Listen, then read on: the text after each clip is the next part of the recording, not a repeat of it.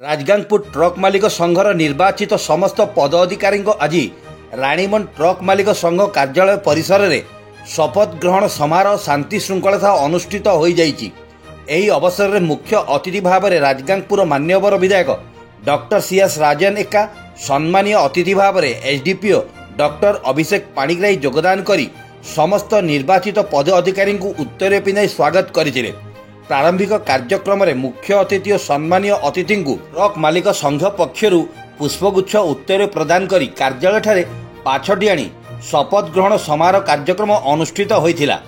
एथिरे सभापति भाव में जगन्नाथ यादव, संपादक राकेश नंदा, कार्यकारी सभापति कुलदीप सिंह, कोषाध्यक्ष रणबीर सिंह, उपसभापति ए एमडी आबिद, उपसभापति बी हरदीप सिंह, सह संपादक ए तनवीर आलम, सह संपादक बी चंदन सिंह निर्वाचन शांति श्रृंखला सह अनुष्ठित करिथिबा अधिकारी उपेंद्र प्रधान ट्रक मालिक संघर बहु सदस्य उपस्थित थिले। मेंबर मानकर आशीर्वाद जोगु मु प्रेसिडेंट भावे ए वर्ष जीतीछि।